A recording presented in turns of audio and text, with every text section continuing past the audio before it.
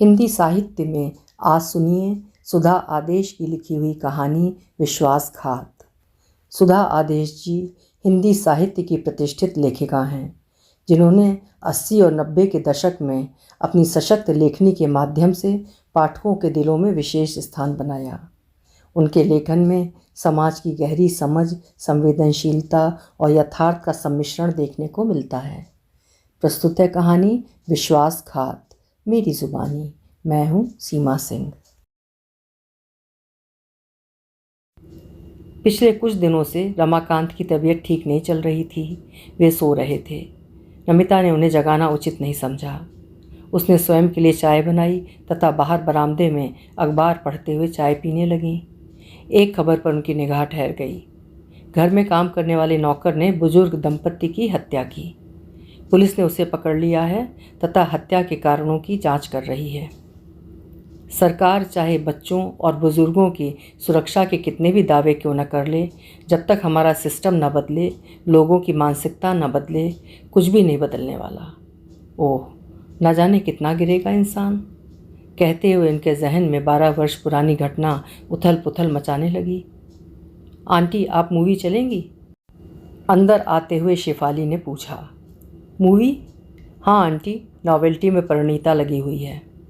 ना बेटा, तुम दोनों ही देखाओ, मैं बूढ़ी तुम दोनों के साथ कहाँ जाऊंगी। कहते हुए अचानक नमिता की आंखों में वो दिन तिर आया जब विशाल के मना करने के बावजूद बहू ईशा और बेटे विभव को मूवी जाते देख वो भी मूवी जाने की जिद कर बैठी थी। उसकी पेशकश सुनकर बहू तो कुछ नहीं बोली थी, पर विभव ने कहा था, माँ तुम कहाँ जाओगी? हमारे साथ मेरे एक दोस्त की फैमिली भी जा रही है, वहाँ से हम सब खाना खाकर ही लौटेंगे। विभव के मना करने पर वो तिलमिला उठी थीं, पर विशाल के डर से कुछ कह नहीं पाई थीं, क्योंकि उन्हें व्यर्थ की तकरार बिल्कुल पसंद नहीं थी। उनके जाने के पश्चात मन का क्रोध विशाल पर उगला तो उन्होंने शांत स्वर में कहा, नमिता, गलती तुम्हारी है। अब वे बड़े हो गए हैं, उनकी अपनी ज़िंदगी है, फिर तुम क्यों बेवजह बच्चों की तरह उनकी ज़िंदगी में हमेशा दखलंदाजी करती रहती हो? अब जैसा तुम चाहोगी वैसा ही तो सदैव नहीं होगा। तुम्हें मूवी देखनी ही है तो हम दोनों किसी और दिन जाकर देख आएंगे।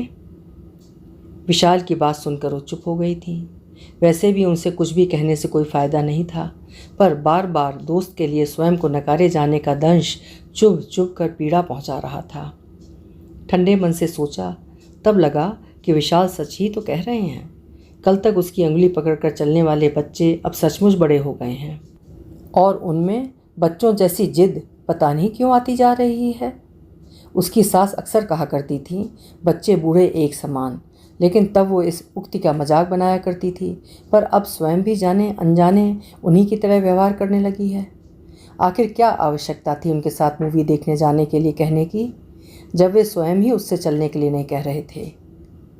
वही विभव था जिसे बचपन में अगर कुछ खरीदना होता या मूवी जानी होती तो पापा को स्वयं कहने के बजाय उससे सिफारिश करवाता था।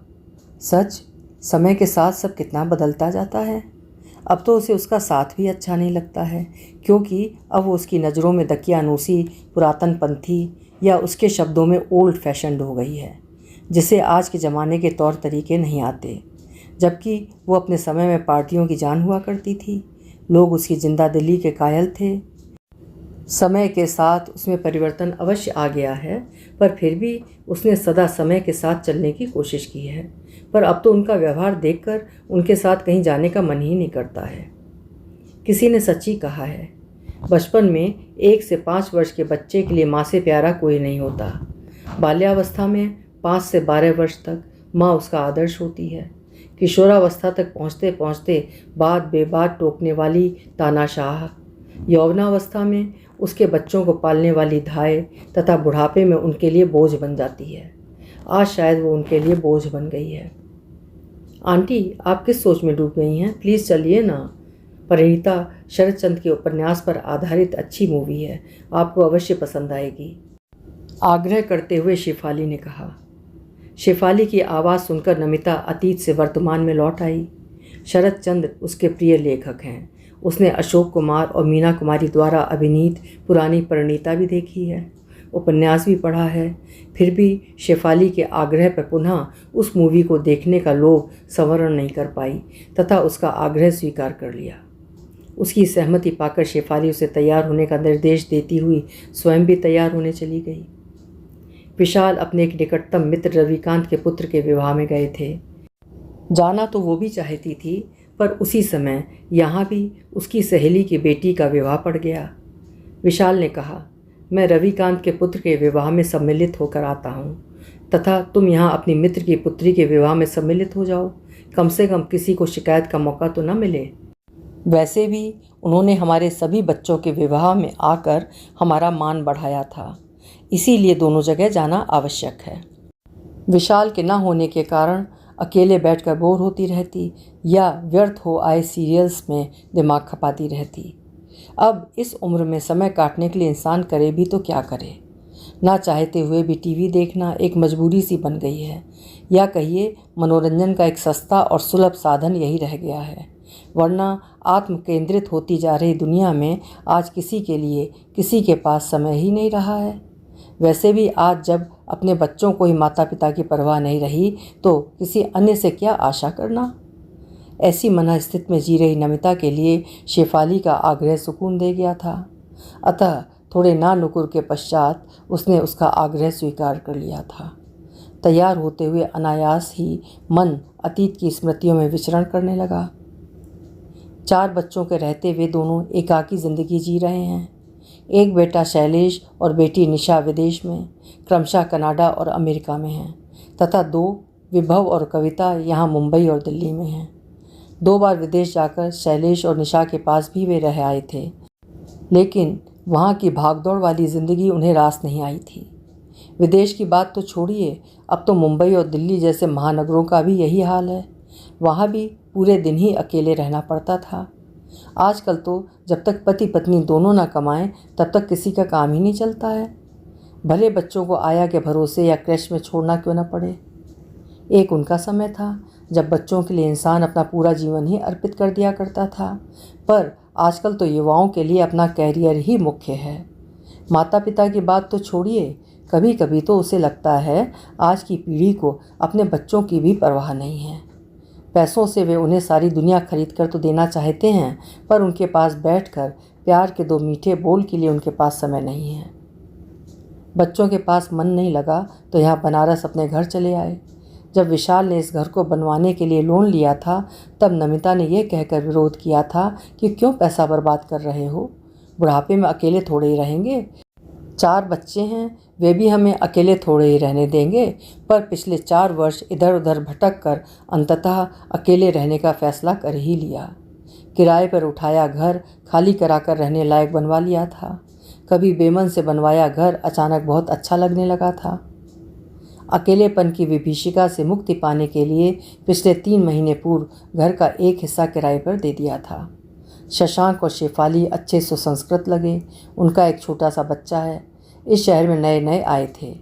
शशांक एक प्राइवेट कंपनी में काम करता है। उन्हें घर की आवश्यकता थी और हमें अच्छे पड़ोसी की, अतः रख लिया। अभी शशांक और शेफाली को आए हुए हफ्ता भर भी नहीं हुआ था कि एक दिन शेफाली ने आकर उनसे कहा, आंटी, अगर आपको कोई तकलीफ़ ना हो तो बब्बू को आपके पास छोड़ जाऊं, कुछ आवश्यक काम से जाना है, जल्दी ही आ जाएंगे। उसका आग्रह युक्त स्वर सुनकर पता नहीं क्यों वो मना नहीं कर पाई। उस बच्चे के साथ 2 घंटे कैसे बीत गए पता ही नहीं चला। इस बीच ना तो वो रोया और ना ही परेशान किया। उसने उसके सामने अपने पोते के छोड़े हुए खिलौने डाल दिए थे।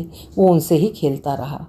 उसके साथ खेलते और बातें करते हुए उसे अपने पोते विक्की की याद आ गई। वो भी लगभग इसी उम्र का है। उस बच्चे में वो अपने नाती पोतों को ढूंढने लगी। उस दिन के बाद तो नित्य का क्रम बन गया। जिस दिन वो नहीं आता, वो स्वयं आवाज़ देकर उसे बुला लेती। बच्चा उसे दादी कहता तो मन भाव विभोर उठता। धीरे धीरे शेफाली भी उसके साथ सहज होने लगी थी। कभी कोई अच्छी सब्जी बनाती तो आग्रह पूर्वक उसे दे जाती। एक दिन उसने उसे अपने पैरों में दर्द निवारक दवा लगाते हुए देख लिया तो उसने उससे दवा लेकर आग्रह पूर्वक लगाई ही नहीं, नित्य का क्रम भी बना लिया। कभी कभी वो उसके सिर की मालिश भी कर दिया करती थी। कभी कभी उसे लगता इतना स्नेह तो उसे अपने बहू बेटों से भी नहीं मिला है। कभी वे उनके नज़दीक भी आए तो सिर्फ इतना जानने के लिए कि उनके पास कितना पैसा है तथा कितना उन्हें मिलेगा। शशांक भी ऑफिस से आकर उनका हालचाल अवश्य पूछता। बिजली, पानी और टेलीफोन के बिल वही जमा करा दिया करता था। यहाँ तक कि बाजार जाते हुए भी वो अक्सर उनसे पूछने आता कि उन्हें कुछ मंगाना तो नहीं है। उनके रहने से उनकी काफ़ी समस्याएं हल हो गई थीं। कभी कभी उसे लगता अपने बच्चों का सुख तो उन्हें मिला नहीं, पर इस बुढ़ापे में भगवान ने उनकी देखभाल के लिए इन्हें भेज दिया है। विशाल ने उसे कई बार चेताया कि किसी पर इतना विश्वास करना ठीक नहीं है, पर वो उनको ये कहकर चुप करा दिया करती कि आदमी की पहचान है मुझे, ये संभ्रांत और सुशील हैं, अच्छे परिवार से हैं, अच्छे संस्कार मिले हैं, वरना आज के युग में कोई किसी का इतना ध्यान नहीं रखता है। आंटी जी, आप तैयार हो गई? शशांक ऑटो लेकर आए हैं। शेफाली की आवाज़ ने नमिता को विचारों के बवंडर से बाहर निकाला। आजकल न जाने क्या हो गया है, उठते बैठते खाते पीते अनचाहे विचार आकर उसे परेशान करने लगते हैं। हाँ बेटी, बस अभी आई, कहते हुए पर्स में कुछ रुपए ये सोचकर रखे कि मैं बड़ी हूँ, आखिर मेरे होते हुए मूवी के पैसे वे दें, उचित नहीं लगेगा। आग्रह कर मूवी के टिकट के पैसे उन्हें पकड़ाए। मूवी अच्छी लग रही थी। कहानी के पात्रों में वो इतना डूब गई कि समय का पता ही नहीं चला। इंटरवल होने पर उसकी ध्यानावस्था भंग हुई। इंटरवल होते ही शशांक उठकर चला गया तथा थोड़ी देर में पॉपकॉर्न तथा कोका कोला लेकर आ गया। शेफाली और उसे पकड़ाते हुए यह कहकर चला गया कि कुछ पैसे बाकी हैं, उन्हें लेकर आता हूँ। मूवी प्रारंभ होने भी नहीं पाई थी कि बच्चा रोने लगा। आंटी, मैं इसे चुप कराकर अभी आती हूँ, कहकर शेफाली भी चली गई। आधा घंटा हुआ, 1 घंटा हुआ, पर दोनों में से किसी को भी न लौटते देखकर मन आशंकित होने लगा। थोड़ी थोड़ी देर बाद मुड़कर देखती, पर फिर ये सोचकर रह जाती कि शायद बच्चा चुप ना हो रहा हो, इसलिए वे दोनों बाहर ही रह गए होंगे। सच में छोटे बच्चों के साथ मूवी देखना कितना मुश्किल है, इसका एहसास है उसे। उसके स्वयं के बच्चे जब छोटे थे तब टॉफ़ी बिस्कुट सब लेकर जाने के बावजूद कभी कभी इतना परेशान करते थे कि मूवी देखना ही कठिन हो जाता था। कभी कभी तो उसे या विशाल को उनके साथ लेकर बाहर ही खड़ा रहना पड़ जाता था। नतीजा ये हुआ कि उन्होंने कुछ वर्षों तक मूवी देखनी ही छोड़ दी थी। यही सोचकर अनचाहे विचारों को झटक कर नमिता ने मूवी में मन लगाने का प्रयत्न किया। वो फिर कहानी के पात्रों में खो गई। अंत सुखद था, पर फिर भी आंखें भर आईं। आंखें पोंछकर वो इधर उधर देखने लगी। इस समय भी शशांक और शेफाली को न पाकर वो सहम उठी। बहुत दिनों से वो अकेले घर से निकली भी नहीं थी, अतः और भी डर लग रहा था। समझ में नहीं आ रहा था कि वे उसे अकेले छोड़कर कहाँ गायब हो गए। बच्चा चुप नहीं हो रहा था तो कम से कम एक को तो अब तक उसके पास आ जाना चाहिए था। धीरे धीरे हॉल खाली होने लगा, पर उन दोनों का कहीं कोई पता नहीं था। घबराए मन से वो अकेली ही बाहर चल पड़ी। हॉल से बाहर आकर अपरिचित चेहरों में उन्हें ढूंढने लगी। धीरे धीरे सब जाने लगे। अंततः एक ओर खड़ी होकर वो सोचने लगी कि अब वो क्या करे, उनका इंतज़ार करे या ऑटो करके घर चली जाए। अम्मा, यहाँ किसका इंतज़ार कर रही हो? उसको ऐसे अकेला खड़ा देखकर वॉचमैन ने उससे पूछा। बेटा, जिनके साथ आई थी वो नहीं मिल रहे हैं। आपके बेटा बहू थे? हाँ, कुछ और कहकर वो बात का बतंगड़ नहीं बनाना चाहती थी। आजकल सब ऐसे ही होते हैं, बूढ़े माता पिता की तो किसी को चिंता ही नहीं रहती है, कहते हुए वो बुदबुदा उठा था। वो शर्म से पानी पानी हो रही थी, पर और कोई चारा न देखकर तथा उसकी सहानुभूति पाकर हिम्मत बटोर कर कहा, बेटा एक एहसान करेगा? कहिए माँ जी। मुझे एक ऑटो रिक्शा ला कर दे दे। उसने नमिता का हाथ पकड़कर सड़क पार करवाई और ऑटो में बिठा दिया। घर पहुंचकर जैसे ऑटो से उतरकर दरवाजे पर लगे ताले को खोलने के लिए हाथ बढ़ाया तो खुला ताला देखकर वो हैरानी में पड़ गई। वो हड़बड़ाकर अंदर घुसी तो देखा अलमारी खुली पड़ी है तथा सारा सामान जहाँ तहाँ बिखरा पड़ा है। लाखों के गहने और कैश गायब हैं। मन कर रहा था कि खूब जोर जोर से रोए, पर रोकर भी क्या करती। उसे प्रारंभ से ही गहनों का शौक था। जब भी पैसा बचता उससे वो गहने खरीद लाती। विशाल कभी उसके इस शौक पर हंसते तो कहती, मैं पैसा व्यर्थ नहीं गंवा रही हूँ, कुछ ठोस चीज़ ही खरीद रही हूँ, वक्त पर काम आएगी। पर वक्त पर काम आने के बजाय उन्हें तो कोई और ही ले भागा। किटी के मिले 50,000 उसने अलग से रख रखे थे। घर में कुछ काम करवाया था, कुछ होना बाकी था, उसके लिए कॉन्ट्रैक्टर को एडवांस देना था। विशाल ने किटी के रुपयों में से उसे देने के लिए कहा तो उसने ये कहकर मना कर दिया कि वो इससे अपने लिए कान की नई डिज़ाइन की लटकन खरीदेगी। कॉन्ट्रैक्टर को देने के लिए जाने से पूर्व ही विशाल ने 80,000 रुपये बैंक से निकलवाए थे, पर वायदा करने के बावजूद निश्चित तिथि पर वो न काम के लिए आया और न ही पैसे ही ले गया। यद्यप पहले भी वो 1-2 बार ऐसा कर चुका था। जब भी ऐसा होता वो मज़दूरों का रोना लेकर बैठ जाता कि काम करने के लिए मज़दूर ही नहीं मिल रहे हैं। उसने अपनी सहेली की पुत्री के विवाह में पहनने के लिए लॉकर से गहने निकलवाए थे, पर विशाल के भी उसी समय विवाह में जाने के कारण वो उन्हें वापस नहीं रख पाई थी। सब एक झटके में चला गया। जहाँ कुछ देर पहले वो शशांक और शेफाली के बारे में सोच सोच कर परेशान थी, वहीं अब इस नई आई मुसीबत के कारण समझ नहीं पा रही थी कि क्या करें। फिर ये सोचकर कि शायद बच्चे के कारण शशांक और शेफाली अधूरी मूवी को छोड़कर घर ना आ गए हों, उन्हें आवाज़ लगाई। कोई आवाज़ ना पाकर वो उस ओर गई। वहाँ उनका कोई सामान ना पाकर अचकचा गई। खाली घर पड़ा था। बस उनका दिया पलंग और एक टेबल 2 कुर्सी पड़ी थी। किचन का तो वैसे भी उनके पास ज़्यादा सामान नहीं था। कपड़ों के अतिरिक्त बर्तन के नाम पर उनके पास एक कुकर, कढ़ाई तथा 2 प्लेट, कुछ कटोरी और गिलास ही थे। राशन का सामान भी पॉलीथीन की थैलियों में रखा देख एक बार उसने पूछा तो शेफाली ने झिझकते हुए कहा था, आंटी इनका नया जॉब है, ज़्यादा कुछ खरीद नहीं पाए हैं, इन्हीं को धो धो कर काम चला लेती हूँ। कोई बात नहीं बेटा, धीरे धीरे सब आ जाएगा, कहते हुए उसने उनका मनोबल बढ़ाया था। तो क्या ये सब उन्होंने किया? अविश्वास से नमिता ने स्वयं से ही पूछा। उसे याद आया वो पल जब वो पड़ोसन राधा वर्मा के साथ विवाह में सम्मिलित होने के लिए निकल रही थी। तब आदतन उसने शेफाली को आवाज़ लगाकर घर का ध्यान रखने के लिए कहा। तब उसने हसरत भरी नज़र से उसे देखते हुए कहा था, आंटी बड़ा सुंदर हार है, पूरे 2 लाख का हीरा जड़ित हार है। तब उसने बिना आगा पीछा सोचे स्थिरोचित मानसिकता के साथ गर्व से कहा था। अब वो अपने बड़बोलेपन पर पछता रही थी। उन्हें कैश और जेवरों के बारे में सब पता था, तभी शायद उन्होंने साजिश रची थी। विश्वास न होने के बावजूद सारे सबूत उनकी ओर ही इशारा कर रहे थे। अब चोरी से भी ज़्यादा दुख तो उसे इस बात का था कि जिन पर उसने विश्वास किया उन्हीं ने उसके पीठ में खंजर भोंका।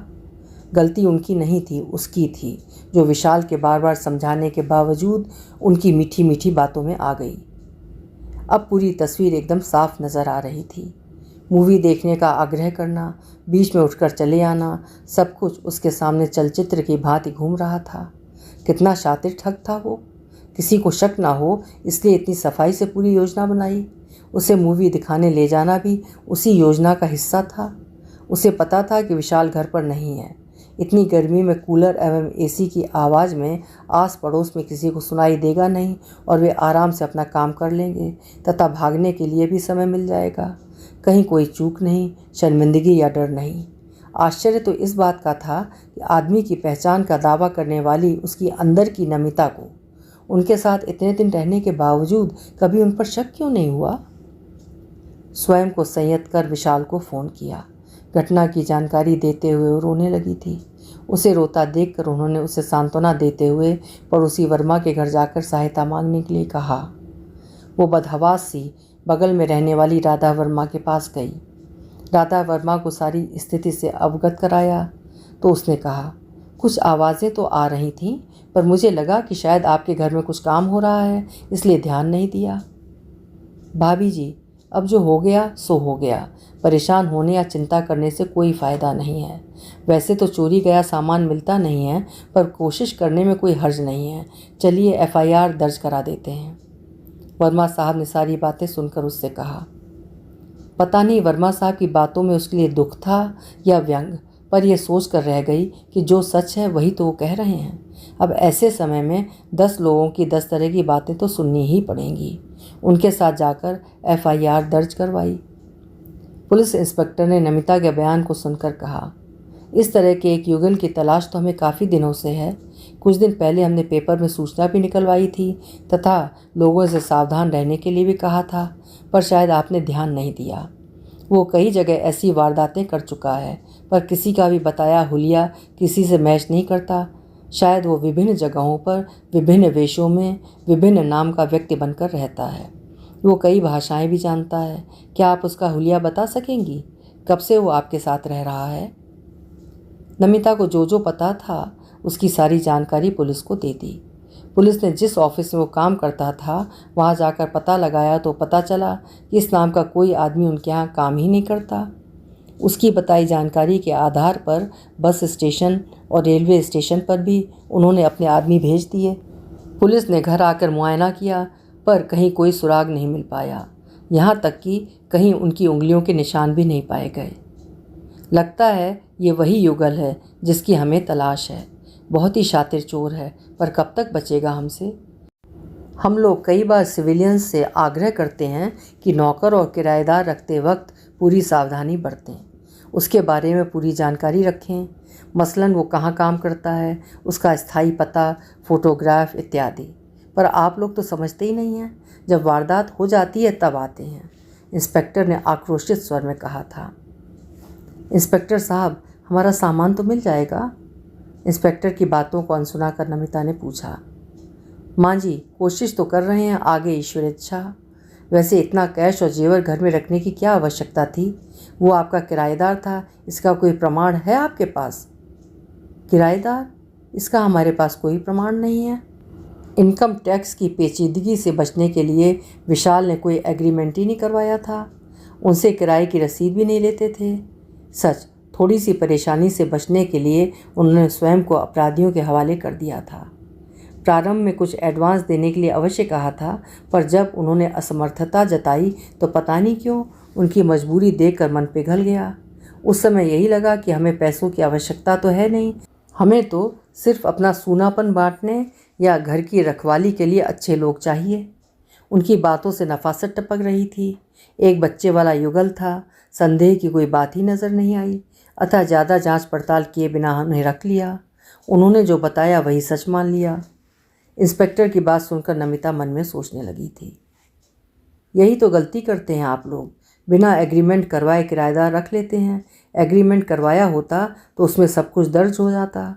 अब किसी के चेहरे पर तो लिखा नहीं रहता कि वो शरीफ है या बदमाश।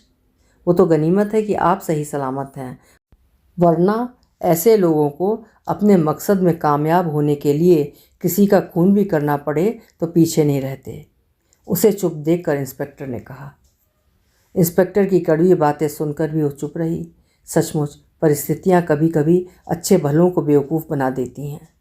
भरे मन से घर लौट आई। दूसरे दिन विशाल भी आ गए। उन्हें देखकर वो रोने लगी। उसको रोते देख विशाल ने उससे कहा, जब मैं कहता था कि किसी पर ज़्यादा भरोसा नहीं करना चाहिए तब तो मानती नहीं थी। उन्हीं के सामने अलमारी खोलकर रुपया निकालना रखना सब तुम ही तो करती थी। मुझे ही क्यों दोष दे रहे हैं? आप भी तो बैंक से पैसा निकलवाने के लिए चेक उसी को देते थे। उसने झुंझलाकर उत्तर दिया था। कई दिन बीत गए पर उनका कोई सुराग नहीं मिला। कभी सोचती तो उसे एकाएक विश्वास ही नहीं होता था कि वो इतने दिनों तक झूठे और मक्कार लोगों के साथ रहती थी। वे ठग थे, तभी तो पिछले 4 महीने का किराया ये कहकर नहीं दिया था कि ऑफिस में कुछ प्रॉब्लम चल रही है अतः वेतन नहीं मिल रहा है। उसने भी ये सोचकर कुछ नहीं कहा कि अच्छे लोग हैं, पैसा कहाँ जाएगा, मिल ही जाएगा। वास्तव में उनका स्वभाव देखकर कभी लगा ही नहीं कि इनका इरादा नेक नहीं है। पर न जाने क्यों सब कुछ जानते बूझते हुए भी नमिता अब भी विश्वास नहीं कर पा रही थी कि दुनिया में उनके जैसा दोमुहा स्वभाव वाले, शालीनता का मुखौटा पहनने वाले लोग भी होते हैं। कितना शालीन और सौम्य व्यवहार था उनका। जितना सेवा भाव शेफाली में था उतना ही शशांक में भी था। जब कभी वो अपने बेटे बहू से उनकी तुलना करती तो मन अजीब सा हो जाता था। समझ में नहीं आता था कि उनकी परवरिश में कहाँ कमी रह गई जो उनके बच्चों ने उनको एकदम भुला दिया है। वहीं इन अनजानों ने उन्हें वही प्यार और सम्मान दिया जो वह अपने बच्चों से पाना चाहती थी।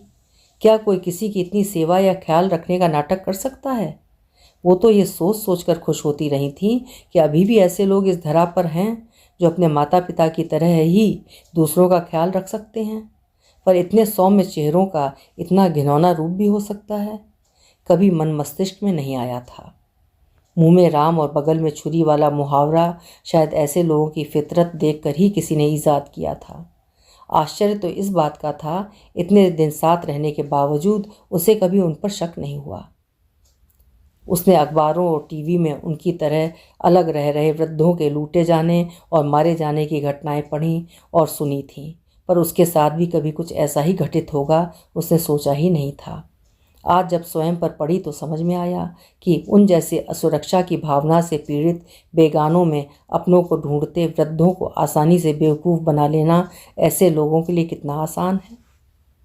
अपनी आकांक्षाओं की पूर्ति हेतु इस हद तक गिर चुके लोगों के लिए ये मात्र खेल ही हो, पर किसी की भावनाओं को कुचलते, तोड़ते मरोड़ते, उनकी संवेदनशीलता और सदाशयता का फ़ायदा उठाकर उन जैसों के वजूद को मिटाते लोगों को जरा भी लज्जा नहीं आती। आखिर उन जैसे वृद्ध जाएं तो जाएं कहाँ? क्या किसी को अपना समझना या उसकी सहायता करना अनुचित है? किसी की भावनाओं के साथ खिलवाड़ करते इन जैसे लोग ये क्यों नहीं सोच पाते कि एक दिन बुढ़ापा उनको भी आएगा? वैसे भी उनका ये खेल आखिर चलेगा भी तो कब तक चलेगा? क्या झूठ और मक्कारी पर खड़ी की गई दौलत पर वो सुकून से जी पाएंगे? क्या संस्कार दे पाएंगे अपने नवांकुरों को? घंटी की आवाज़ के साथ नमिता ये सोचकर उठी, शायद काम वाली लीला आई होगी। दरवाज़ा खोलकर वो रमाकांत के कमरे में गई तो सो रहे थे। ये सोचकर वो चाय बनाने लगी कि अब उन्हें उठा ही देना चाहिए, किंतु फिर भी मन में चलता बवंडर उसे चैन नहीं लेने दे रहा था। बार बार एक ही प्रश्न उसके मन मस्तिष्क को मथ रहा था। आखिर इंसान भरोसा करे भी तो किस पर करे? जिसको अपना माना, अपना समझा, वही पीठ पे छुरा भोंक दे, विश्वास का चीरहरण, विश्वासघात कर दे, तो इंसान करे भी तो क्या करे? अभी आप सुन रहे थे सुधा आदेश जी की लिखी हुई कहानी विश्वासघात। आँख मूंद कर किसी पर भी विश्वास नहीं करना चाहिए। ये एक व्यापक संदेश कहानी हम सबको देती है। आशा है कहानी आपको भी पसंद आई होगी। पसंद आई हो तो कहानी लाइक करिएगा और चैनल भी सब्सक्राइब कर लीजिएगा। कल फिर मिलेंगे। आपका समय शुभ हो।